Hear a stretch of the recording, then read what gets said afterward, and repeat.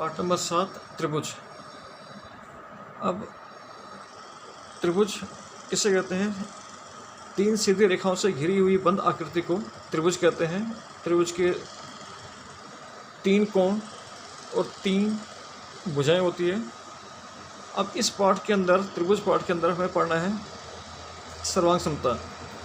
सर्वांग समता उसको कहते हैं कि दो ऐसे आकृतियां जो देखने में एक जैसी हो और उनका आकार भी एक जैसे हो।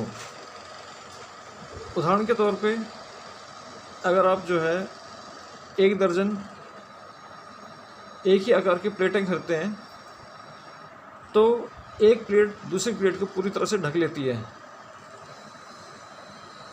उदाहरण के तौर पे कक्षा 9 की गणित की किताबें, सिर्फ गणित की ही किताबें एक के ऊपर एक रखी जाएगी तो पहली वाली किताब दूसरी वाली को पूरी तरह से ढक लेगी और दूसरी वाली किताब पहली वाली को पूरी तरह से ढक लेगी। यानी कि उनका शेप भी एक जैसा है और उनका साइज़ भी एक जैसा है। इसे कहते हैं सर्वांग समता, जो देखने में भी एक जैसी हो और उनका आकार भी और उनका साइज़ भी एक जैसा हो, माप भी एक जैसा हो। अब है सर्वांग समता के अंदर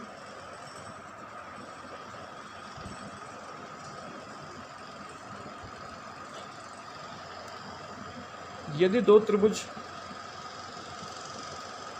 सर्वांगसम होंगे, सर्वांगसम हो तो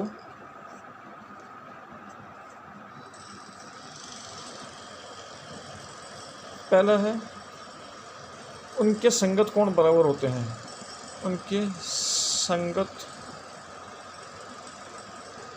कोण बराबर होते हैं।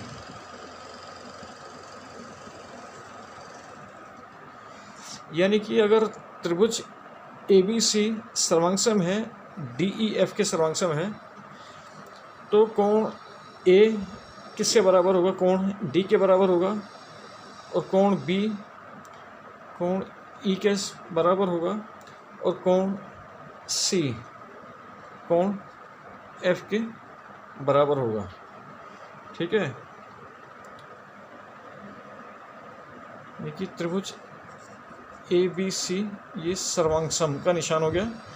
त्रिभुज DEF के तो पहला रिजल्ट है उनका कि कोण A बराबर कोण D, संगत कोण बराबर होते हैं। कोण B बराबर कोण E। तीसरा है कोण C बराबर है कोण F, उनके संगत कोण बराबर होते हैं। दूसरा है उनके संगत भुजाएं बराबर होती है।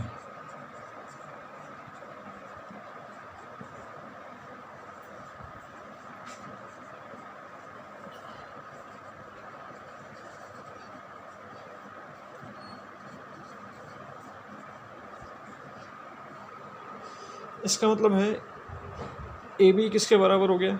DE के बराबर, BC EF के बराबर और AC ये DF के बराबर होगा।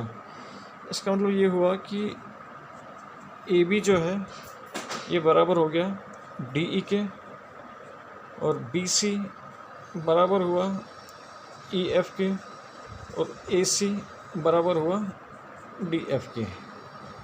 तो उनके संगत भुजाएं बराबर होती है। ठीक है, अगर दो त्रिभुज सर्वांगसम होंगे तो पहले उनके संगत कोण बराबर होंगे, दूसरा उनकी संगत भुजाएं बराबर होती है। अब है कसौटियाँ।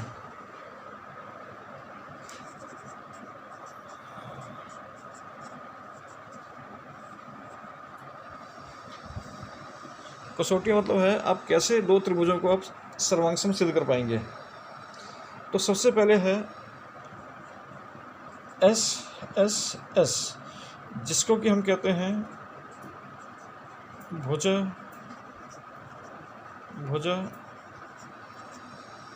सर्वांगसम। दो त्रिभुज सर्वांगसम होंगे यदि उनकी संगत भुजाएं बराबर होंगी। यानी कि यही वाला केस, संगत भुजाओं अगर संगत भुजाएं बराबर हो जाएंगी तो दो त्रिभुज सर्वांगसम हो जाएंगे। इसके बाद है दूसरा वाला है SAS। S मतलब भुजा साइड, A मतलब एंगल यानी कि कोण, कि भुजा कोण भुजा जैसे दिया गया है उसी क्रम में ये होना चाहिए।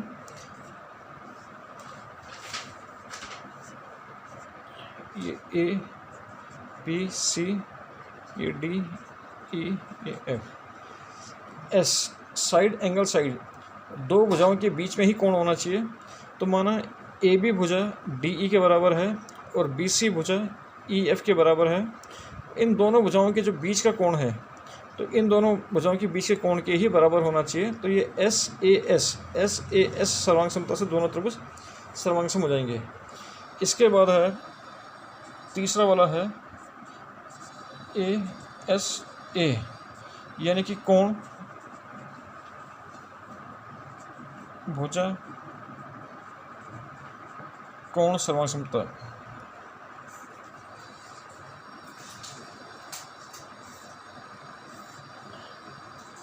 ए बी सी डी ई और ये एफ।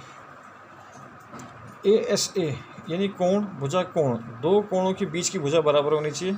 माना कोण बी बराबर है कोण ई के और कोण सी बराबर है कोण एफ के। इन दोनों कोणों के जो बीच की भुजा बी सी, ये किसके बराबर होना चाहिए? ई एफ के बराबर ही होना चाहिए। तो ए एस ए यानी कोण भुजा कोण सर्वांग समता से दोनों त्रिभुज सर्वांग सम हो जाएंगे। अब चौथा है आर एच एस। आर मतलब समकोण 90 डिग्री, एच मतलब हाइपोटेन्यूज कर्ण, तीसरा है साइड यानी कि भुजा आर एच एस। यानी कि इसके अंदर दो त्रिभुज कैसे होने चाहिए? वो समकोण त्रिभुज ही होना चाहिए। A B C D E F. ये कोण, ये क्या होगा? दोनों के दोनों कोण 90 डिग्री हो गए। कोण बी बराबर कोण ई, दोनों समकोण हैं। इसके बाद ये हाइपोटेन्यूज यानी कि कर्ण दोनों बराबर होने चाहिए। तीसरी कोई सी भी भुजा है, चाहे बी सी लेके चलो, बी सी किसके बराबर होना चाहिए? ई एफ के बराबर होना चाहिए। तो आर एच एस सर्वांग समता से दोनों त्रिभुज क्या हो जाएंगे? वो सर्वांग सम हो जाएंगे।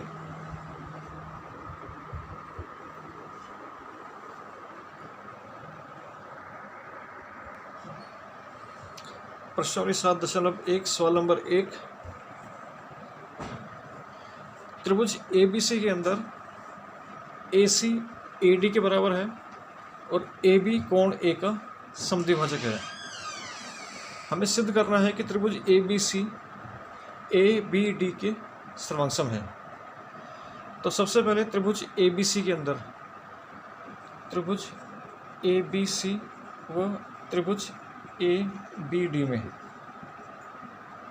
ठीक है, ए सी बराबर है ए डी के बराबर है, ए सी बराबर ए डी, ठीक है।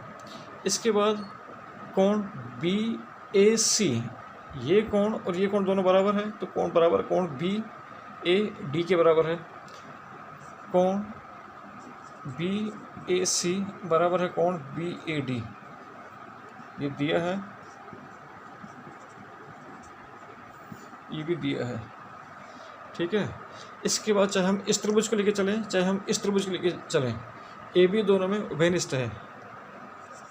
ए बी बराबर ए बी, ये हुआ उभयनिष्ठ। इसलिए एस ए एस, तो एस ए एस सर्वांग समता से दोनों त्रिभुज सर्वांग सम हो जाएंगे। इसलिए एस ए एस सर्वांग समता से, एस ए एस सर्वांग समता से कि त्रिभुज बी ए सी ये सर्वांग सम हो जाएगा। त्रिभुज जैसे पूछा गया है, त्रिभुज A B C, A B सी ये सर्वांग सम हो जाएगा त्रिभुज ए बी डी के, त्रिभुज ए बी डी के। अब जब दो त्रिभुज सर्वांग सम हो जाएंगे तो उनकी संगत भुजाएं भी क्या हो जाएंगी? बराबर हो जाएगी। इसका मतलब ये भुजा और ये भुजा दोनों बराबर हो जाएगी, ये सीपीसीटी से। तो इसका मतलब ये हुआ कि बी सी का जो मान है वो किसके बराबर होगा? बी डी के।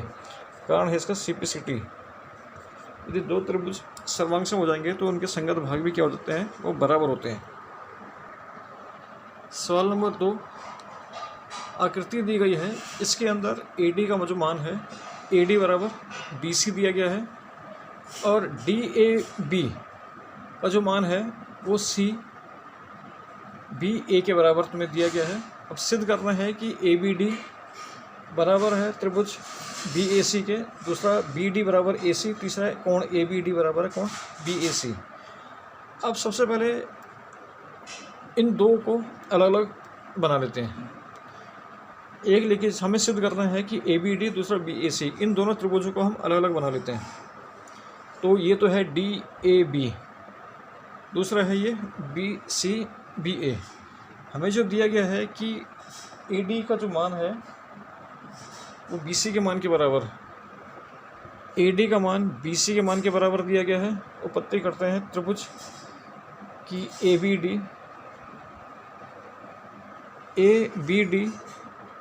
वो त्रिभुज BAC में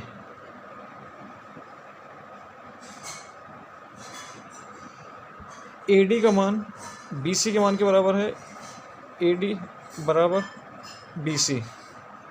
ठीक है, इसके बाद जो कोण DAB है, कोण DAB ये किसके बराबर हुआ? कोण CBA के बराबर। ठीक है, कोण CBA ये दिया है, ये भी दिया है।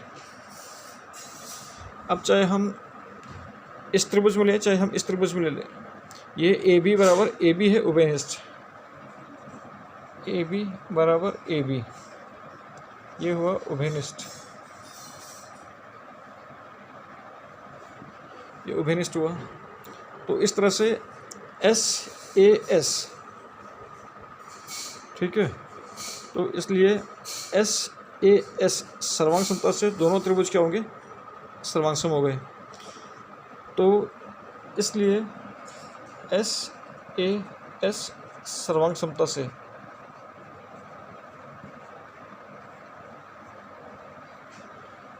तो त्रिभुज ABD, त्रिभुज ABD, ठीक है, ये किसके बराबर हो गया? त्रिभुज BAC के, ये सर्वांगसम हुआ, त्रिभुज BAC के सर्वांगसम हो गया।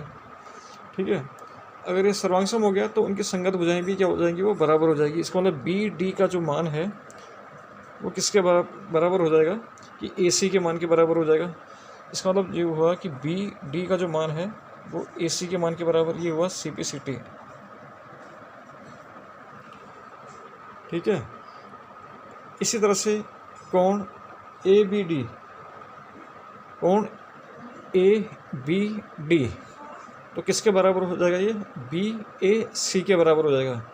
तो कोण ABD ये किसके बराबर हो जाएगा? कोण BAC के बराबर, ये भी CPCT। ठीक है, अगर दो त्रिभुज सर्वांगसम हो जाएंगे तो उनके संगत भाग भी क्या होते हैं? वो बराबर होते हैं।